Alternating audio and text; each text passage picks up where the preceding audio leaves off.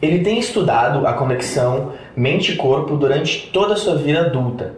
Enquanto estudava psicologia na Universidade do Colorado, ele conheceu um mestre japonês de Shinshin Toitsu, a coordenação do corpo e cura que faz a unificação da mente, coração e espírito. Russell completou essa aprendizagem tradicional japonesa, o que é raro para um ocidental. Após conhecer Peter Levine em 1998, ele começou o estudo da experiência somática e completou sua formação de experiência somática no Brasil, onde fundou a Associação Brasileira de Trauma com Lao Kim e 3 outros pioneiros da experiência somática. Ele ensina experiência somática no Brasil e nos Estados Unidos e atualmente mantém e opera um centro de treinamento e conexão mente-corpo em Florianópolis, Santa Catarina. Seja muito bem-vindo ao podcast Demasiado Humano, é um prazer tê-lo aqui. Russell Jones, que bacana te receber e que você abriu um espacinho aqui na sua agenda na visita de Porto Alegre para conversar com a gente. E o Russell Jones, que aqui no Brasil é mais conhecido como Jonas, é isso? Então, Russell, eu gostaria que você falasse um pouco exatamente do que eu citei agora, dessa sua trajetória. Como se deu esse primeiro clique em você, esse primeiro interesse da relação mente-corpo, lá, né, no início da sua vida adulta, lá nos Estados Unidos?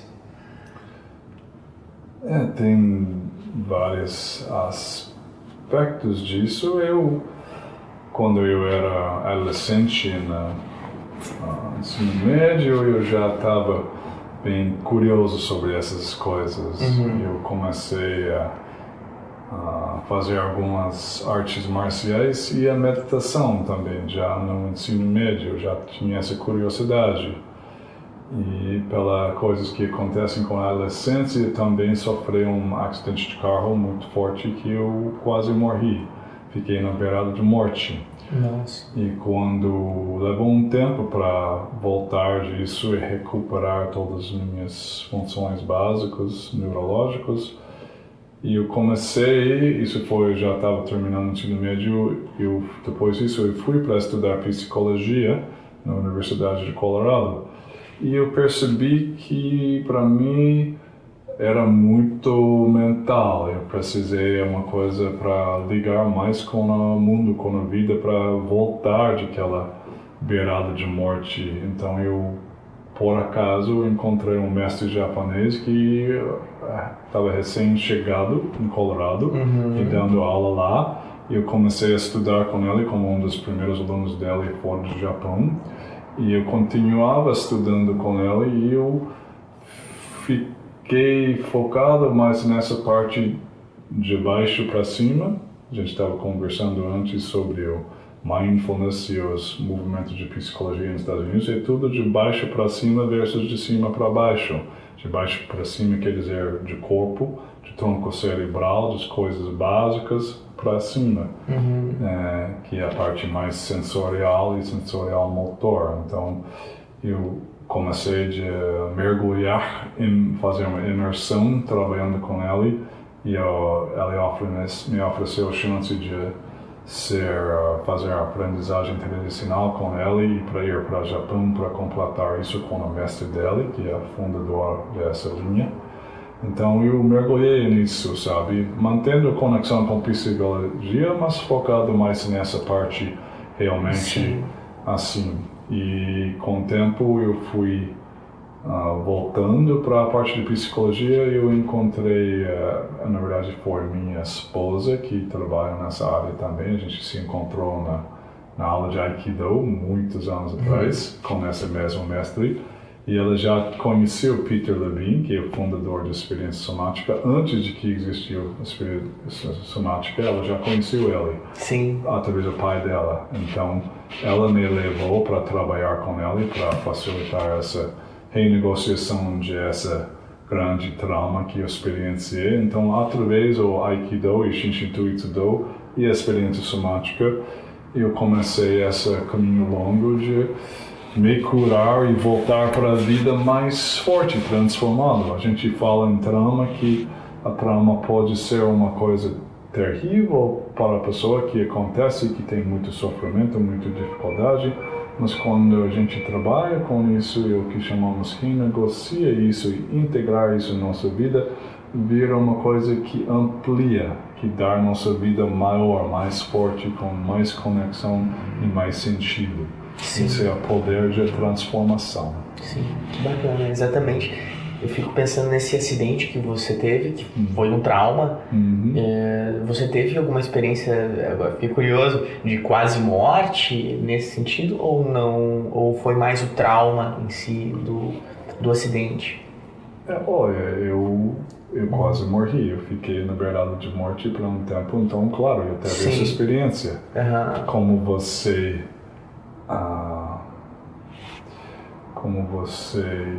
comunica isso é a parte desafiante. É muito difícil comunicar uma experiência tão individual, tão forte, tão profundo, mas a parte que é universal e que todos nós nascemos e vamos morrer, todos nós. Sim. E isso é uma das coisas mais de novo, desafiantes em nossa cultura e que nossa cultura ocidental não gosta muito de falar na morte, pelo menos só para fazer piadas, coisas assim, mas para realmente viver nisso e perceber que isso é para cada um de nós e que estamos aproximando isso com todo dia e podemos enfrentar a morte todos os dias e como isso é uma passagem, não é um tabu. Faz uma passagem que todos nós vamos fazer e idealmente todos nós podemos fazer essa passagem na forma fluida, na forma presente. E isso, todo esse trabalho que eu tenho feito, que eu faço na minha vida, isso é o objetivo final, para passar nossa vida no final na forma presente, positiva, na forma boa, sabe? Em vez de ter medo e evitar, negar, desconectar com isso, que não é a maneira mais desejável, mas isso é uma grande pergunta que vai em nossa prática para todos os dias. Sim, uma grande questão humana. E esse curso que você fez, com essa formação, esse aprendizado com o mestre japonês, a abordagem se chama Shinshin Toitsu. Shinshin Toitsu. Shinshin Toitsu Do e Shinshin Toitsu Aikido. São as ideogramas japonesas. Mesmo palavra, mas o ideograma diferente, quer dizer, são palavras diferentes. Um Shin pode ser mente e pode ser espírito. O outro Shin pode ser coração e pode ser corpo, dependendo de como você traduz isso, sabe? Então é unificação de mente e corpo ou unificação de coração e espírito. Toitsu quer dizer unificar, então pode ser traduzido assim, mas a palavra-chave é unificação, sabe? Juntando tudo. E como que se dá essa não sei, essa técnica, do Shinshin Toitsu, como é que você utiliza ela hoje em dia? Sim, eu ainda dou aula, eu tenho uma escola de Aikido e Shinshin Toitsu Do, onde eu moro em Florianópolis. Ainda dou aula disso em outras partes do Brasil e às vezes nos Estados Unidos. Então ainda estou envolvido nisso. Hoje em dia estou mais envolvido na parte de experiência somática, e o movimento de trauma e curar trauma, por causa isso é tão grande, tão pertinente e tão importante no mundo hoje. Mas eu integro essas duas coisas. Eu uso muitos dos princípios de coordenação de mente e corpo junto com essa abordagem de renegociar trauma. As duas coisas se integram muito bem, um apoia o outro. Mas eu estava falando nossa visão ocidental, a visão oriental é diferente, sabe? O ver de nossa existência e aproximado de uma morte e a possibilidade de integrar a vida e a morte é um pouco mais fluida no Ocidente, sabe? No mundo ocidental. Tem uma maneira diferente. Isso não quer dizer que é melhor, é diferente, sabe? Então, isso faz parte de meu caminho, mas de minha intenção é para buscar isso e para compartilhar minha experiência com as outras pessoas para ajudar na forma possível. Cada um decide, cada um busca o que te ajuda em seu caminho. Tem vários caminhos, tem número de caminhos infinitos. Sim, é verdade. E, Jonas, como é que a experiência somática, qual foi a importância da experiência somática para você no seu caso, no seu trauma? Assim, como é que foi esse processo? Porque eu acredito que deve ter sido muito impactante a fim de você querer espalhar essa abordagem para todo mundo. Foi essencial no meu processo de curar, de healing, chama em inglês, que é um pouco diferente, mas de curar e de descobrir como essa passagem tão forte e bem sofrido podia me ajudar a perceber mais sobre eu e sobre minha vida e sobre o que eu queria fazer nessa vida. Todos nós, eu acho, todos nós procuramos uma razão para viver, para estar nesse mundo, sabe? Para nossa maneira de integrar e crescer e ligar, conectar com os outros. Então, na medida que eu estava trabalhando com essa experiência minha e as outras experiências também, eu descobri a importância de compartilhar isso com os outros e também é através a ligação, o vínculo, a conexão com os outros que a gente se cura e a gente aprende também. E a natureza, todos os seres humanos são mamíferos.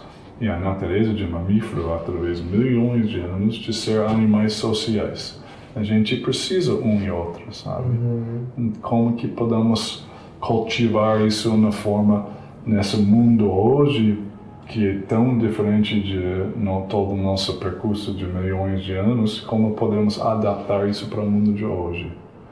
Por causa nosso sistema foi criado na selva, na mata, para milhões de anos. É só bem recentemente que tem essa civilização que é bem mais contido e bem mais rápido e bem mais cheio de estímulos. Então, nosso instinto é para estar no mundo, nosso corpo estar atento, por causa de qualquer momento pode chegar um predador para nos comer. E se você não estiver presente, você vai morrer. E todos os nossos antepassados sobreviveram, senão a gente não estaria aqui. Então eles sobreviveram por causa eles estavam presentes, atentos na vida, fazendo as coisas básicas para sobreviver e vivendo em tribos pequenos, apoiando um e outro, sabe? Aí temos essa natureza, a gente faz isso em famílias, em pequenos grupos. A questão é como fazer isso de uma forma que nutre nossa sociedade melhor. Isso é um grande desafio para nós hoje. Sim. E Russell, como funciona a experiência somática? Vem um paciente, um cliente, não sei como vocês chamam, com alguma questão que gostaria de trabalhar, e como é que é feito esse processo? É um processo energético, é um processo mais de... Eu não sei, eu realmente não conheço. Gostaria de saber como é que se dá isso. A experiência somática é uma abordagem fisiológica baseado no estudo de sistema nervoso autônomo e muitas pesquisas de animais selvagens versus animais domésticos. Ser humano é um animal doméstico, nesse caso. Os animais selvagens passam por situações extremas que podem ser traumáticos todos os dias. Sim. Mas eles não mostram sintomas nenhum disso, de trauma. Os animais selvagens, eles não mostram. Por causa, se ficar traumatizado na forma que a gente, eles não sobrevivem. Mas se você tem um veado, um coelho no campo, várias vezes por dia vai chegar um possível predador. E eles vão entrar no mesmo estado de orientar. E se ver que é perigo, eles vão entrar no pleno luta ou fuga, dependendo do animal. A coelho sempre vai fugir, sabe? Tem outros animais que vai lutar. Mas ele vai fugindo e toda essa energia que foi mobilizada pelo sistema nervoso, a parte que mobiliza é a parte simpática, vai ser descarregado na fuga dele. E ele vai voltar para a base pela parasimpático. A parasimpático é a parte do sistema nervoso autônomo que acalma e que dirige. Dirige também, mas digere tudo a comida, a parte que vai bem lento, sabe? Por causa a gente precisa desse simpático para a ação e a parasimpático para acalmar, digerir e descansar, sabe? Precisamos das duas coisas. Então, o sistema é bem feito, através de milhões de anos, de ser uma onda. Simpático ativa, gasta essa energia, parasimpático entra e a simpática desativa e volta para calmo, onde a gente pode relaxar e faz de novo, muitas vezes. No animal selvagem, muitas vezes por dia é assim. Animal não selvagem, que quer dizer ser humano e os outros animais domésticos, temos mais desenvolvido a córtex frontal, que tem a parte de inibir, poder de inibir, e tem também nossa sociedade, nosso ambiente também, que entra e interfere, impede esse processo muito, sabe? O que acontece, a gente... para explicar um pouco melhor, o luta e fuga. Sim. E tem a luta e fuga e a congelamento. Na verdade, é imobilidade tônica. Qualquer animal selvagem chega ao predador, ele vai fugir ou lutar. Mas se ele não consegue, quer dizer, o predador chega em cima, ele congela. Por quê? Porque se o predador pega e ele está morta, muitas vezes o predador vai sacudir ou vai soltar, porque o predador precisa desse estímulo de animal mexendo para pegar, para ele comer comida fresca, que não foi estragada. Então, muitas vezes o predador solta e o animal sobrevive. E se o animal morre, esse estado de congelamento, que o termo científico é imobilidade tônica, ele não sente dor, é analgésica. Por causa entram muitos endorfinos no sistema e não sente a dor. Se ele congela, ele não sente dor. Exatamente. Então, se o predador pega e mata, mesmo assim ele não vai sentir a dor, sabe? Mas se ele não morre e o predador solta, o que acontece? Ele vai sair desse estado de congelamento. Todo mundo já viu isso, o animal que o cachorro ou o gato pega e o animal parece morto, mas ele sai. Ele começa a mexer, começa a tremer, começa a soltar toda essa ativação simpática que estava mobilizado e ele solta tudo isso e ele vai embora. E nada disso fica no sistema. Então, o que acontece conosco, a gente muitas vezes, por muitas razões, chega nessa situação que não podemos nem fugir, nem lutar. Então, nosso sistema instintivo entra no congelamento e não sai. Ou sai parcialmente, sabe? É feito para sair, é feito para ser curto tempo e para descarregar e sair. Mas ser humano, por exemplo, você tem um susto, você tá lá e o assaltante está lá com uma arma e você não pode nem correr nem lutar por causa vai te atirar e você fica congelado. E você dá o dinheiro, ele pega o dinheiro, ele vai embora, mas esse congelamento ainda está no sistema. A pessoa não deixa soltar, descarregar, tremer, sabe? A pessoa pensa que não deve, ou segura, as outras pessoas seguram. Então, os efeitos dessa acumulação de ativação simpática vão acumulando no sistema e vão tendo efeito na função de todos os nossos sistemas. E a gente cria muitos hábitos ao redor disso que não facilita isso, como quando a criança cai, muitas vezes, que é a primeira coisa que a gente faz? A criança cai, ou a criança bate, o que a gente faz, primeira coisa? Não chora. Isso, não chora, não chora, cola, tranca, abafa, segura. Isso. Exatamente, segura, tranca, não chora. Que é completamente o contrário. É contrário à natureza, sabe? Mas a gente faz isso muito.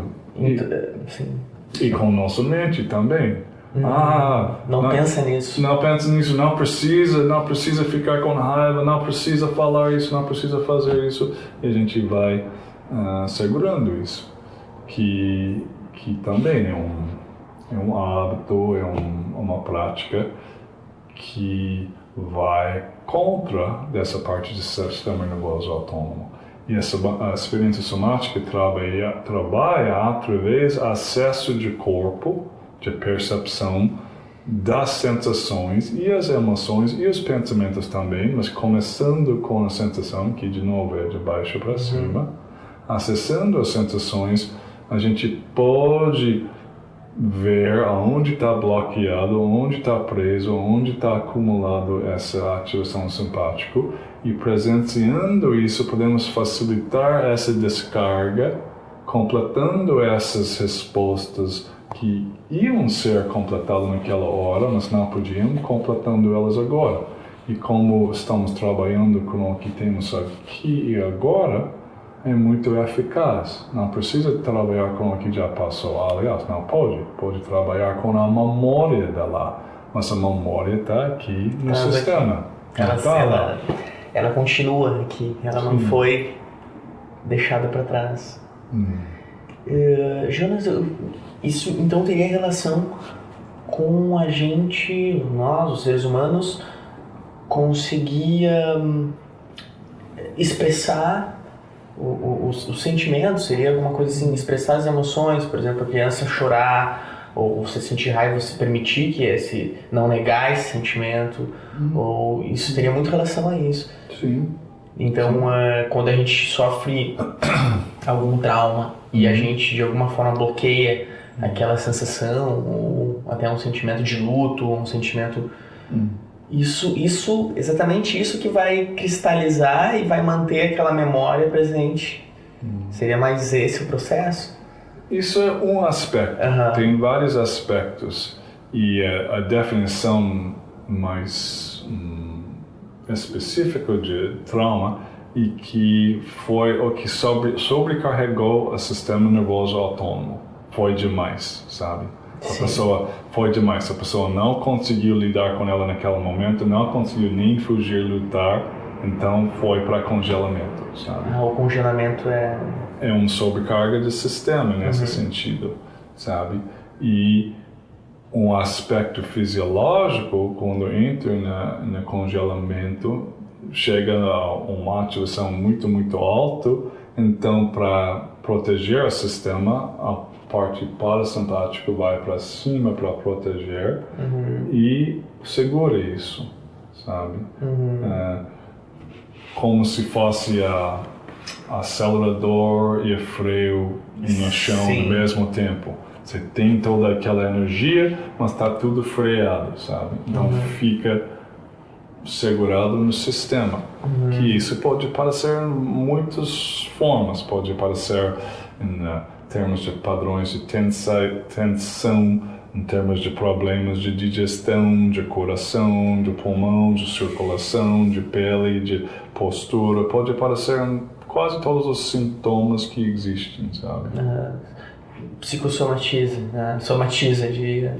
Sim, é direto, é o corpo, a resposta de corpo de o que não foi completado, não foi soltado, tá? está preso no sistema. Sim. Então o corpo tem que fazer alguma coisa com isso. E está procurando fazer alguma coisa, mas em vez de soltar, vai entrando num dos sistemas, sabe? Sim, ou vários. Vai se adaptando àquela nova realidade. Sim. E Jonas, qual é o processo? Por exemplo, chega um paciente com essa questão, com um problema de gestão, uma coisa assim, um bloqueio, e que tem provavelmente uma relação com um evento traumático. Qual é o processo para desbloquear esse sistema? A primeira coisa é educar como isso funciona, um pouco, como eu estou explicando agora, e começar a ver a própria capacidade dessa pessoa, de cada pessoa, de entrar em contato com seu corpo, com seu sistema. Por causa de muitas pessoas que sofreram traumas, está sentindo muito desconforto, muito dor, muito medo, muito raiva. A tendência é não entrar muito no corpo. Fica muito na mente ou fica em outros lugares. Por causa da nossa mente pode ir para qualquer lugar, em qualquer momento. Mas nosso corpo só vive aqui, sabe? Mas quando o corpo é muito desconfortável, a pessoa não fica muito tempo no corpo, sabe? Ou quando fica no corpo faz alguma coisa intenso onde não dá para parar e sentir desconforto. Mas essa, claro, varia de uma pessoa para outra, é bem variável. Sim. E quando começamos com uma pessoa, vamos vendo qual é a capacidade, onde a pessoa está na sua vida nesse momento de realmente sentir, rastrear tudo que você está sentindo nesse momento, Roberto. Por exemplo, se você está consciente de sua respiração, e no momento que eu falei isso, você puxou ela. Que é o contrário, sabe? A ideia é conscientizar isso, sem controlar, sem mudar. Depois, se quiser fazer uma intervenção, pode. Mas o primeiro passo é conscientizar esse processo, por causa do tempo inteiro está tudo acontecendo no nosso sistema. E ele é bem feito para estar saudável, para se curar. A gente chama autorregulação. A capacidade de autorregular de todo o nosso sistema, físico, fisiológico, emocional e mental, é bem grande, bem feito também. Então, é uma questão de redescobrir, restaurar isso, e o primeiro passo é essa capacidade de realmente acompanhá-lo. Quantas respirações a pessoa pode acompanhar sem já viajar, sabe? E como você sabe, você fala que trabalha com mindfulness, você sabe, a mente vai assim, rápido. Então, isso tem muitas razões. Muitas vezes a razão está ligada com esse estado de congelamento. Por causa desse estado de congelamento, a mente sai para não sentir a dor, sabe? Então chama dissociação, mas a palavra dissociação na psicologia e outras áreas é uma palavra grande, que tem muitos tons e qualidades. Tá? Então a gente trabalha muito com essa capacidade de conectar com o corpo e com sua presença e começa a descobrir o que nosso corpo, o que nosso sistema está pedindo, sabe? Ele fala para nós, mas ele fala em sensação. A mente fala em pensamento e imagem, o corpo fala em sensação. Conforto, desconforto, sabe? Tensão, relaxamento, calor, frio, sabe? Todas essas são sensações.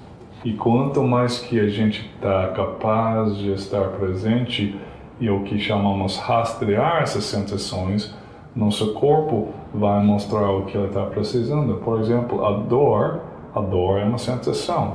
Em geral, ninguém gosta da dor, algumas pessoas gostam, mas em geral, pessoas não gostam da dor. Mas a dor tem uma razão muito importante, é um aviso de alguma coisa está precisando de atenção. Mas o que a gente faz quando a gente sente dor? Imediatamente a gente faz alguma coisa para não sentir, para evitar, ou tomar um medicamento para não sentir, em vez de realmente sentir e ver o que essa dor está nos falando, sabe? Tem alguma coisa no nosso sistema que está tentando se autorregular E essa dor é um aviso. E geralmente a dor vem menos forte, né? Se a gente tampa ela, ou corta ela, ou desvia ela, ou não valoriza ela, ela volta mais forte. E ela vai chegar como uma doença. É assim que o sistema funciona. E nós temos uma capacidade enorme para perceber isso, que a gente usa muito pouco. A gente tem uma grande capacidade de perceber o que está funcionando, o que não, o que é bom, o que não é bom. A gente tem a capacidade de olhar um buffet grande de comida só pelo olhar, e especialmente para olfativo, isso vai dar bem, isso não vai dar bem. Mas em geral a gente desvaloriza isso, pega isso e nem dá para ficar na boca, já engole, sabe? Mas não era assim. O ser humano não sobrevivia assim. A gente tinha que ter uma boa capacidade de ver quando você está vivendo e criando sua própria vida e descobrindo a comida e matando os animais para comer e tudo isso. Você tem que ter uma boa sensibilidade de o que vai dar certo ou o que não vai dar. E todos nós temos isso ainda. E não somente eu estou dando isso como exemplo, mas em todas as áreas. A gente tem essa capacidade de entrar numa sala e ver, essa pessoa é perigosa. A gente tem uma boa capacidade para isso, sabe? E em geral as pessoas estão desligadas disso, sabe? Desligadas da sua sensibilidade, do seu corpo, da sua percepção. Sua presença. E nossa natureza para estar presente. Ok. O que as pessoas têm trazido mais ao seu consultório, aos seus grupos? Você hoje está né, coordenando um grupo aqui em Porto Alegre com experiência somática. Assim, se a gente pudesse generalizar, o que as pessoas têm trazido mais, assim, as questões delas? A gente trabalha com todas as áreas de trauma, sabe? Que inclui até traumas de gravidez, de nascimento, de vínculo, que é grande no nosso mundo. Tem muitas pessoas, sim, e muitos traumas de, por exemplo, um parto cesariano é um grande trauma. E o Brasil tem uma segunda maior incidência disso no mundo. Mas não é feito para ser assim. É feito para toda aquela resposta de empurrar e entrar nesse mundo pelo nosso próprio poder. Imagine, tirando esse poder de qualquer criança no primeiro momento, isso é um trauma enorme, sabe? Então, a gente começa com traumas de gravidez, de parto, de vínculo, de amamentação, e vai todos os traumas chama desenvolvimental que acontecem durante a criação, e também todos os traumas que tem na nossa vida hoje, de acidentes de carro, de motocicleta, esse tipo de coisa muito comum. Eu vejo muitos clientes com acidentes assim, e também traumas de assalto também, é muito comum, assalto, sequestro, ameaça. Então esses são bem comuns. E também traumas de procedimento médicos. Qualquer cirurgia, mesmo sendo bem sucedido, é um ataque no nosso sistema, sabe? E anestesia também é um congelamento induzido pelo químico. Então, muitas vezes a pessoa que toma anestesia não sai completamente desse congelamento. Isso é muito comum também. Então, todas essas áreas, e também, claro, tem traumas de desastres naturais, tem traumas sociais. De assédio moral, bullying. Bullying é bem comum. Aliás, sempre era comum, é mais nas notícias agora. Então a gente trabalha com todas essas áreas. E a partir do momento que a pessoa começa a fazer um tratamento, existe como é que eu vou dizer, um cronograma, uma programação, ou, claro, que vai depender provavelmente de pessoa para pessoa, né, nesse processo. Como é que é? Em termos de tempo? Em termos de tempo, de tratamento. Isso varia muito dependendo da pessoa e o tipo de experiência. Se for um trauma específico, como um acidente de carro, que a pessoa se machucou, foi no hospital e agora tem medo de dirigir, por exemplo, sabe? Esse tipo de coisa é mais específico e mais direto. Isso pode tratar em menos tempo, em algumas sessões até, sabe? Um trauma, por exemplo, pessoa que foi abusada durante anos de infância, isso entra em todo o processo de pessoa, sabe? Em todos os níveis. Então, esse tipo de trauma a gente trata também, mas vai ser mais lento, mais demorado. E um dos pontos essenciais de trabalhar com trauma, que é um dos focos de experiência somática, é o que chama a titulação, que é a palavra que vem de ciência química. Quando você tem dois químicos que são voláteis, se você mistura, vai explodir. Mas você precisa misturar eles para criar uma outra química que você vai utilizar. Como é feito isso? Ela tem um sistema. Efeito tem um sistema que faz gota por gota, sabe? Por causa uma gota tem uma pequena explosão que não quebra, não machuca nada. Outra gota, outra. Outra gota, outra. E com o tempo, gota por gota, você consegue misturar completamente esses dois químicos voláteis. A trauma é volátil, é forte. Se você tentar acessar ela direto e pegar tudo, pode explodir, pode ser re-traumatizante, sabe? Então a gente pega um pedacinho e facilitar, descarregar, completar essa e depois uma outra.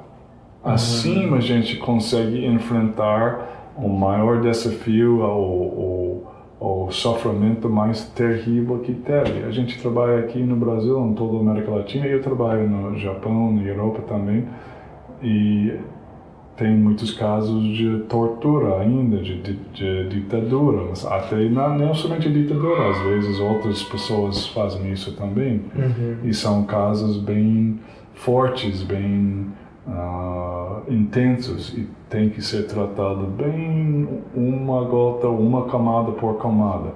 Se você entra direto, a intensidade de sofrimento, de dor é demais para o sistema e vai de novo para congelamento, em vez de começar a descarregar e renegociar. Por isso a gente fala renegociar em vez de reensinar. A ideia não é para repetir, reensinar, a ideia é para mudar o padrão, mudar o que está no sistema para criar essa possibilidade de autorregular a pessoa de novo. Sim, interessante. Renegociar a forma de encarar este trauma, seria uma forma de lidar com ele, não sei se seria mais ou menos isso. Sim, renegociar o próprio evento, se for um evento, sabe? Naquele momento de o assaltante estava ali, você não conseguiu fazer nada e ficou tão desamparado, e esse desamparo pelo congelamento fica no sistema. Cada vez a pessoa vai na rua com muita gente e fica congelado de novo. Então, bem devagar, completando aquela resposta naquele momento, tudo naquela pessoa queria correr, mas não podia. Mas agora, numa sessão de experiência somática, podemos devagar realmente imaginar e sentir o corpo correndo e lembrando aquela assaltante, agora eu vou correr, ou agora eu vou pegar ela e jogar no chão também, que seria lutar.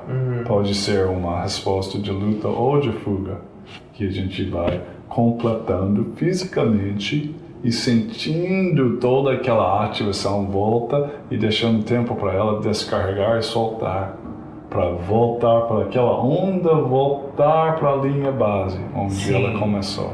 Entendo. Esse processo de completar as respostas que não podiam ser completadas na hora é muito eficaz, muito eficaz. É feito quase que não sei se é um roleplay, mas uma... Não vira real em vez de roleplay, por causa é sua memória, sabe? Memória. Que é de verdade. Então é real e você experiência com ela como se fosse real. Porque nossa mente é assim. Quando a gente lembra aquela coisa, traz as mesmas energias, as mesmas ativações. Talvez na quantidade menor, por isso é titulação. A gente vai aos poucos. Não é um trabalho catártico, sabe? Sim. Quando é catártico, pela definição, não tem controle. Vai tudo numa vez, sabe? É o oposto de titulação. Sim. E Jonas, gostaria que você falasse um pouco da associação. Antes disso, eu gostaria de saber sobre a experiência somática, onde ela surgiu,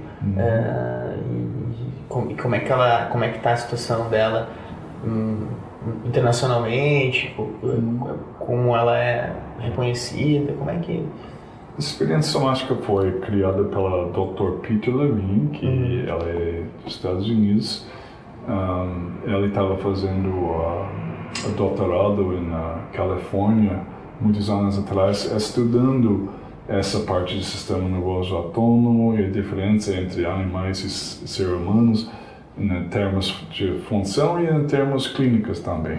Então, foi ele, pelos estudos dele e pelas experiências que ele fez com os clientes, que criou esse sistema. E claro, depois que ele começou a criar, várias outras pessoas contribuíram nessa colaboração de criar todo esse sistema que está evoluindo também. Todo o nosso corpo docente, que é internacional, agora contribuiu para aumentar e melhorar e atualizar essa prática. Mas foi o Dr. Peter Levine que criou e eu estudei com ele, eu e a companheira, minha esposa também estudou com ele, e nós dois somos instrutores desse método agora. A gente traz essa abordagem mais para pessoas que estão no mundo de trabalhar com saúde, os psicólogos, os psiquiatras, médicos, enfermeiros, os sociólogos, e as educadoras também, todo mundo que trabalha com outras pessoas que querem ajudar as outras pessoas. É bem abrangente nesse sentido. Mas foi ele que criou isso e deu o nome Experiência Somática para isso. E começou em Colorado, nos Estados Unidos. Ele morava em Colorado. O sede ainda fica em Colorado.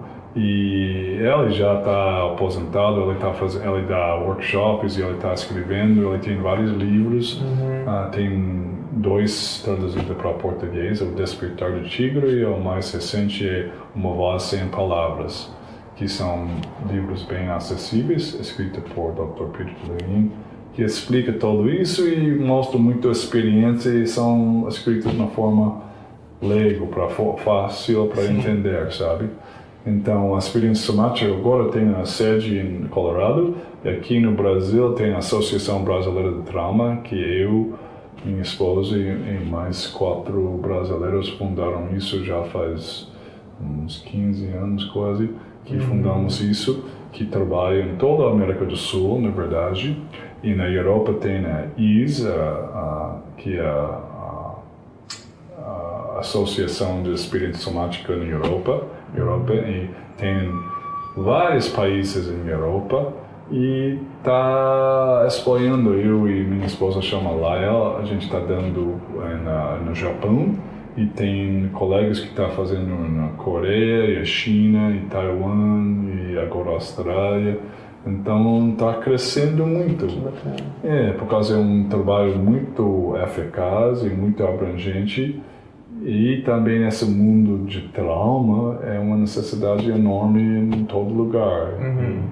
E infelizmente não falta trauma no nosso mundo. É verdade, é verdade. Agora eu fiquei pensando em casos que são muito comuns hoje em dia, que são esses transtornos de ansiedade, por exemplo, o pânico, essa ansiedade generalizada que muitas pessoas muito próximas de nós, às vezes nós mesmos sentimos. Isso, a experiência somática teria um papel eficaz, um papel que fosse ajudar essas questões?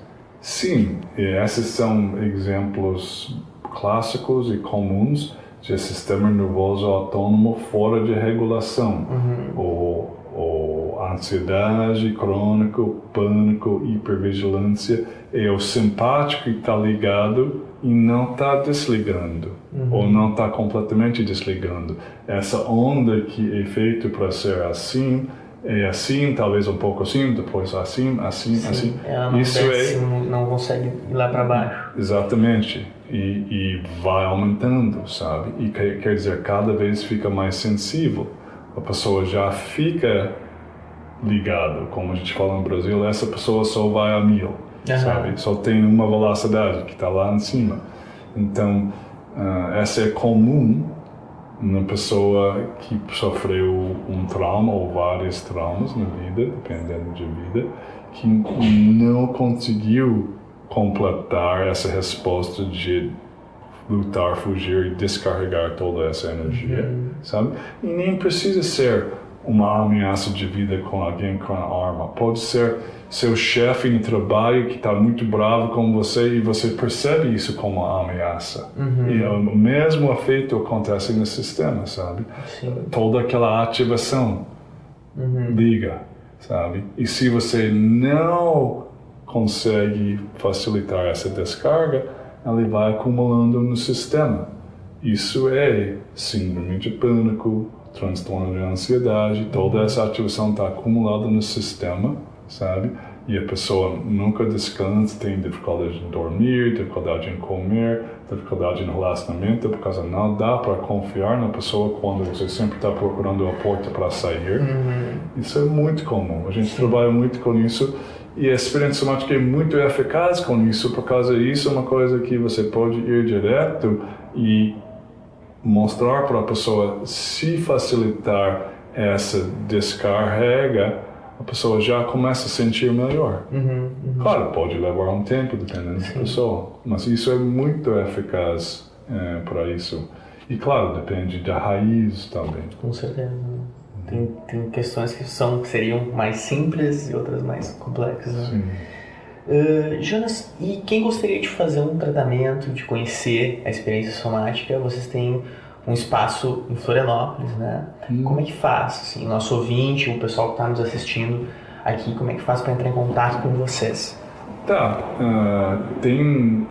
estamos em Porto Alegre e tem um bom grupo aqui em Porto Alegre também. E na maioria das cidades brasileiras tem agora, mas a sede fica em São Paulo. Você pode ir na site que é traumatemcura.com.br e nesse site tem uma guia dos terapeutas e dos cursos também. Você pode ver os contatos e também explica sobre experiência somática e tem links para vários artigos e entrevistas e coisas assim para a pessoa que quer entender mais. Sabe? Bacana. A Associação Brasileira de Trauma é uma associação sem fins lucrativos, uma fundação, mas o site é traumatemcura.com.br.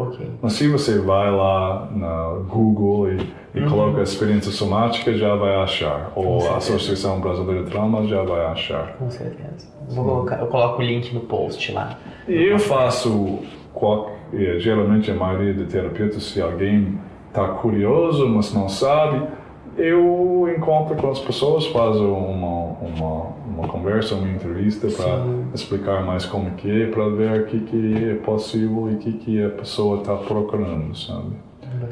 Bacana. E Jonas, as pessoas que também têm interesse de fazer formação, existe essa possibilidade de fazer formação no Brasil? Sim, a gente está fazendo a formação aqui em Porto Alegre agora, que já é a quinta grupo aqui. E toda essa informação está no site também. É uma formação de 3 anos, uma certificação para 3 anos. Tem 3 módulos por ano. E, de novo, está acontecendo não em todas as cidades brasileiras, mas em muitas. Porto Alegre, Florianópolis, Curitiba, São Paulo, Belo Horizonte, Salvador, João Pessoa, Goiânia,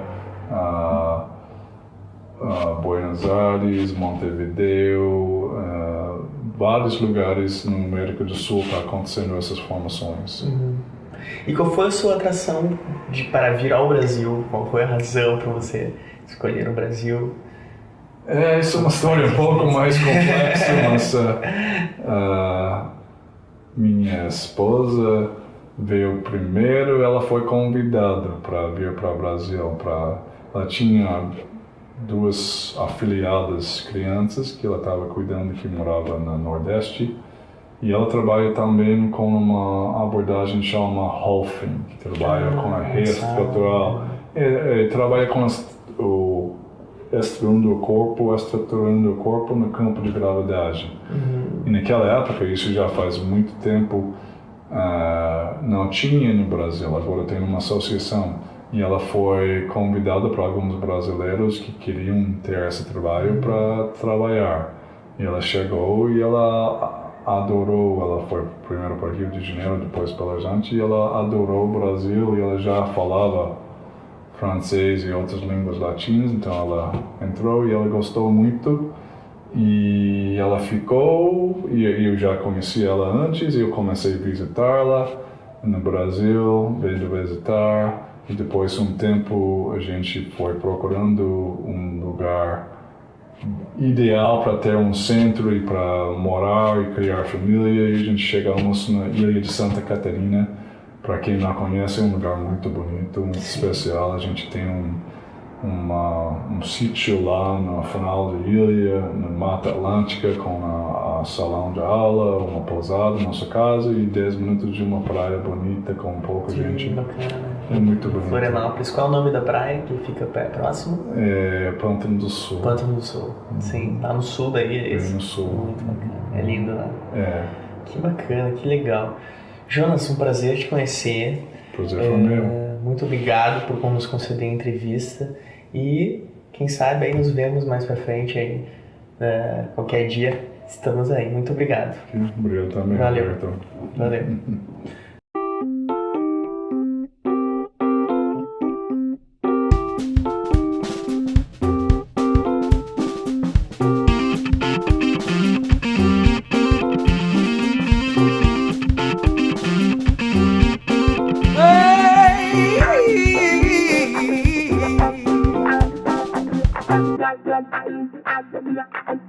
Hey!